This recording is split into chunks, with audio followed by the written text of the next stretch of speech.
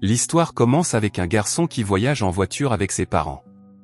Soudain, un autre véhicule se déporte sur leur voie, ce qui fait perdre le contrôle au père. La voiture s'écrase contre la barrière et tombe du pont dans la rivière. Des années plus tard, le garçon, devenu adulte, se réveille paniqué après avoir fait un nouveau cauchemar à propos de ce terrible accident. Sa mère entre et lui dit que son ami Vova l'appelle, mais qu'il ne veut pas parler. Comprenant l'hésitation de son fils, elle lui rappelle qu'ils vont faire une randonnée en montagne et qu'ils n'auront pas l'occasion de voir l'éclipse solaire avant longtemps. Sachant que son fils a le vertige, il parvient à le convaincre de partir en randonnée. Pendant ce temps, dans un autre siècle, un chaman accomplit un rituel, demandant aux esprits anciens de l'aider à trouver une pierre puissante qui lui permettrait de mettre le monde à genoux. De retour dans le présent, Vitya et ses camarades de classe partent en randonnée à travers la forêt et les montagnes. Le groupe finit par atteindre un pont suspendu. L'enseignant explique comment le traverser avec précaution et les enfants commencent à l'emprunter un par un. Lorsque c'est le tour de Vitya, il est extrêmement nerveux et anxieux. Serrant les dents, Vitya fait quelques pas en avant mais regarde en bas, panique et tombe du pont. Vitya se précipite immédiatement pour l'aider et parvient à le récupérer. Les autres camarades de classe commencent à le taquiner et, en tombant, il renverse accidentellement l'eau d'une bouteille sur son pantalon. Incapable de supporter les moqueries, Vitya s'enfuit, tandis que Viva le poursuit et le rattrape près d'un des rochers. Viva essaie de réconforter son ami. En levant les yeux, les garçons constatent que l'éclipse a déjà commencé. Soudain, ils ressentent d'étranges secousses qui annoncent un tremblement de terre. Une partie du rocher sur lequel se trouvait Vova s'effondre et il tombe dans le gouffre. Au dernier moment, il s'accroche au bord du rocher mais ne parvient pas à se relever. Appelant désespérément à l'aide, Vitya est trop effrayé pour s'approcher du bord. Soudain, un trou semblable à un portail s'ouvre dans la roche derrière eux, dans lequel Vitya est aspiré. À son réveil, Vitya voit le rocher derrière lui. Entendant une voix, il sort prudemment de derrière un gros rocher et voit un homme vêtu d'une armure ancienne, tenant un bouquet de fleurs et parlant tout seul. Soudain, un grand nombre d'autres guerriers apparaissent devant l'homme. Après avoir réussi à repousser leur attaque, il s'apprête à partir lorsqu'un autre guerrier lui tend une embuscade par derrière. Les deux se battent à l'épée, mais l'homme est vaincu et encerclé. Vitya, qui observe de loin, décide de s'approcher mais glisse et tombe. Au même moment, une sirène retentit dans son sac à dos. Le mégaphone est allumé. Le chef des guerriers ordonne immédiatement à ses hommes de capturer le garçon. Cependant, le guerrier déchu, maintenant monté sur un cheval, parvient à sauver Vitya et à s'échapper. Alors qu'ils approchent de la rivière, le jeune homme demande de l'aide à Vitya. Aussitôt, un chemin de pierre apparaît sur l'eau. Dès que le cavalier a traversé la rivière, le chemin a disparu, faisant tomber les guerriers poursuivants dans l'eau et les entraînant sous l'eau. Le jeune homme conduisit Vitya à l'avant-poste. Ilya et l'aîné aussi, qu'ils y rencontrèrent, regrettèrent vivement qu'il ait quitté l'avant-poste sans permission. L'un des hommes présents décida de ramener le garçon à la raison et le baigna avec un seau d'eau froide. Lorsque Vitya arriva à son tour, il crut d'abord que c'était son ami qui avait fait le coup, mais en regardant autour de lui, il vit des gens à l'allure étrange. Les aînés décidèrent qu'ils l'emmèneraient à Veli dans la matinée pour découvrir la vérité. En attendant, ils décidèrent d'enfermer le garçon dans une hutte. Cette nuit-là, Kando rendit visite au chaman. Si les esprits avaient bien indiqué où devait se trouver le Romain, ils n'avaient pas réussi à le tuer. L'enfant étrangement vêtu s'était interposé. Après s'être renseigné sur l'enfant, le chaman lui a demandé s'il possédait le symbole de la tête de dragon.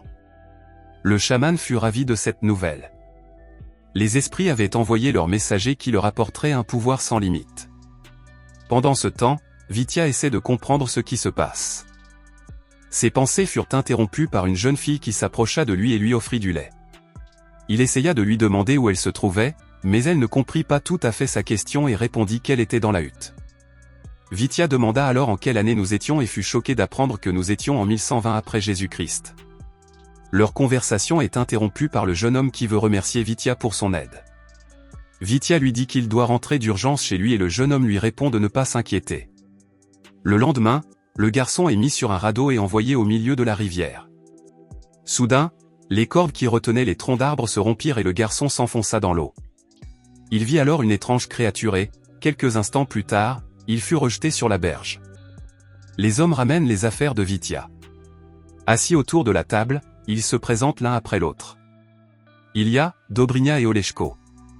Vitya explique qu'il vient d'un autre temps et qu'il a été aspiré par un trou dans une falaise. Mais les garçons ne le croient pas, pensant qu'il s'est cogné la tête violemment. En réponse, le garçon prend un mégaphone dans son sac à dos et l'allume.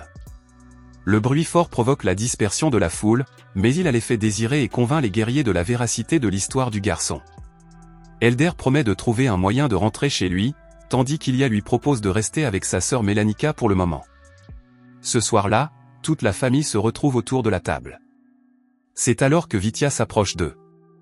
L'aîné raconte qu'il a rendu visite à Veli, qui lui a dit que lors d'une éclipse solaire, le trou s'ouvrira à nouveau. Cependant, on ne sait pas quand cela se produira. Le portail peut être ouvert par la force, mais seuls les sorciers savent le faire. Il faut donc s'adresser à eux pour obtenir des réponses. Le lendemain matin, Vitya décide d'explorer l'avant-poste et de prendre quelques photos. Il y rencontre Olishko et lui demande de l'emmener chez les sorciers. Olishko lui répond qu'il peut lui montrer le chemin, mais que cela ne servira pas à grand-chose. Pour obtenir les réponses, il faut passer les épreuves des sorciers, avec l'épée, l'arc et l'esprit. Vitya demande alors à essayer de passer toutes ces épreuves. Olishko décide de commencer par l'équitation. Alors que Vitya s'apprête à monter à cheval, quelqu'un l'attrape par derrière. En se retournant, il aperçoit le Tugarin capturé. Après avoir repoussé la main, Vitya ne remarque pas qu'une épingle est tombée de son manteau et que Tugarin la ramasse. Le lendemain, l'entraînement de Vitya commence. Avec le temps, Vitya apprend à manier l'épée et l'arc et Olishko lui dessine une carte indiquant le poids du sorcier. Pendant ce temps, le chaman poursuit sa magie noire et enchante un corbeau qu'il envoie en reconnaissance. Vitya se met en route. À un moment, il entend un bruissement et décide de se cacher derrière un arbre.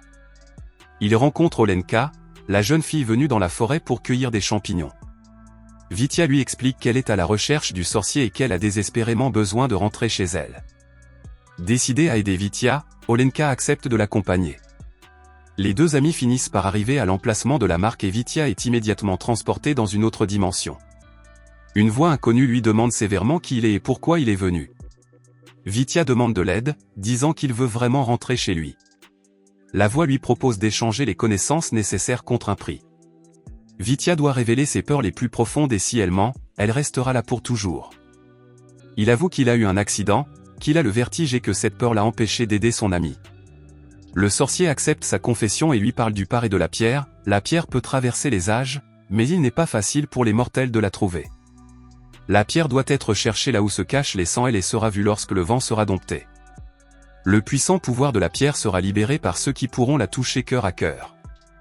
De retour, Vitya lui fait part des paroles du sorcier.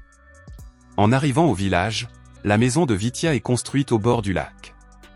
Vitya a soudain une idée pour dompter le vent. Il crée un petit parachute et le lance en l'air. Le parachute les conduit à un endroit du lac, où Vityadi plonge dans l'eau et trouve la pierre. Le corbeau en informe immédiatement le chaman. Soudain, les amis entendent un cri. En se tournant vers le bruit, Olenka aperçoit une foule de cumans qui court vers le village. Vitya et la jeune fille se cachent alors que le chaos s'installe autour d'eux. À la tour de guet, l'un des gardes voit de la fumée et comprend que le village est en train de brûler. Il appelle les guerriers. Divisés en deux groupes, les deux héros rencontrent les cumans. Les hommes s'engagent rapidement dans la bataille. Vitya aperçoit l'un des ennemis qui se faufile derrière les héros et, s'emparant d'un arc, lui tire dessus. À l'avant-poste, Elder gronde les enfants pour s'être égarés sans permission, mais les héros les défendent en disant que Vitya doit rentrer chez elle. Le lendemain, les Vitya se rendent à la falaise triste. Ils insèrent la pierre, mais elle ne fonctionne pas, il n'y a pas de courant.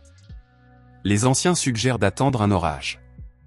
De retour à l'avant-poste, Vitya trouve Olenka très contrariée. Elle va voir l'aîné pour lui demander d'annuler la punition de la jeune fille. À l'improviste, l'adolescent remarque des plans d'elle sur la table et se rend compte d'une erreur. Il le signale immédiatement à l'aîné. Celui-ci lui explique qu'il veut concevoir des ailes pour les guerriers, afin qu'ils puissent jeter des pierres sur la tête des cumans.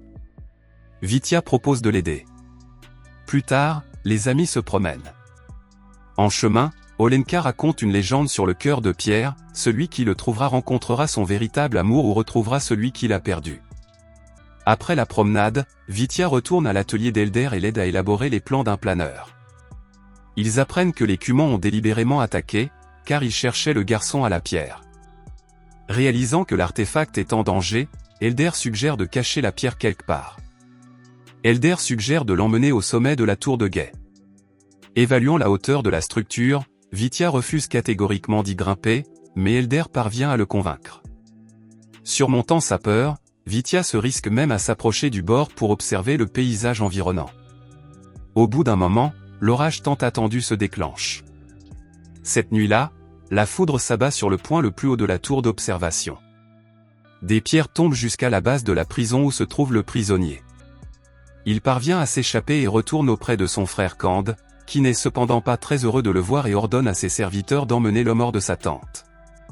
Soudain, le chaman remarque une pierre tombée au sol, apportée par son frère. Au matin, à l'avant-poste, il découvre la pierre manquante et Tugarin qui s'est enfui avec l'artefact. Olishko propose de se faufiler dans leur camp pendant la nuit pour la voler. L'ancien est d'accord et ils doivent terminer le deltaplane. Qu'on demande au chaman le pouvoir promis, mais celui-ci lui répond que la pierre n'a aucun pouvoir et que seuls ceux qui l'ont trouvée peuvent l'infuser. Le lendemain, dans la forêt, des hommes attaquent la jeune fille. Le vieillard intervient, mais les deux hommes parviennent à le blesser grièvement et à s'enfuir avec la jeune fille. L'homme est retrouvé et emmené à l'avant-poste. Il leur apprend que Lanka a été enlevé. Après avoir promis de sauver la jeune fille, l'ancien meurt. Pendant ce temps, la jeune fille est emmenée au Khan. Vitya voit soudain un corbeau se poser sur les fenêtres. Prenant un morceau de papier de ses griffes, il comprend qu'il s'agit d'un message de la jeune fille. Le garçon se lance à la poursuite de l'oiseau pour la sauver. Arrivé au campement, le chaman lui tend la pierre pour qu'il l'imprègne de pouvoir. Prenant la pierre dans ses mains, le garçon comprend soudain ce qu'il doit faire. Il la lui tend, ils touchent tous deux l'artefact et le rendent. À l'aide de la pierre, le chaman commence à jeter un sort. Il crée un géant à partir des rochers et des montagnes environnantes. À ce moment-là, les adolescents sont sur le point d'être exécutés, mais il se souvient que Vitya l'a protégé de la grêle. Au dernier moment, il change d'avis et tue les soldats Han à la place. Il leur laisse une chance de s'échapper. Furieux des actes de son frère, Khan le tue. De retour à l'avant-poste, Vitya explique la terrifiante créature que le chaman a ramenée à la vie. Au bout d'un moment, la sentinelle de la tour aperçoit une horde qui s'approche et donne l'alerte. Une armée massive avance, accompagnée du golem de pierre créé par le chaman. Les défenseurs essaient diverses armes, mais rien ne fonctionne. Les héros ordonnent aux femmes et aux enfants de se mettre à l'abri. Olishko monte à cheval et charge le golem. Il parvient à l'attirer dans l'eau, où l'aide de Veli arrive.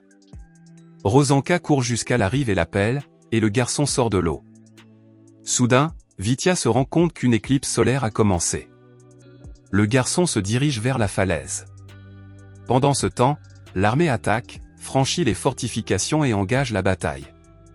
Malgré la supériorité numérique de l'ennemi, les guerriers parviennent à repousser l'attaque et à les chasser de l'avant-poste. Cependant, le chaman a réussi à ressusciter le golem. C'est à ce moment que Vitya revient avec une idée pour arrêter le chaman. Grimpant au sommet de la tour d'observation, le garçon enfile son deltaplane. En plongeant avec la pierre, il parvient à stabiliser le deltaplane et à voler vers le chaman. Le garçon jette la pierre dans l'eau. Le pouvoir magique de la pierre se dissipe immédiatement et le golem s'écroule. Pour se venger, le Khan attaque, mais Olishko lui vient en aide et abat le malin. Le garçon demande instamment qu'on l'emmène au rocher sombre. Arrivé sur place, Vitya accueille le héros. Vitya tombe dans le portail et retourne dans le présent. Vitya voit son ami Viva suspendu au bord d'une falaise. Le garçon se précipite vers lui saisit la main et le tire en sécurité. Pendant ce temps, toute la classe qui assiste au sauvetage applaudit, impressionnée par la bravoure de Vitya.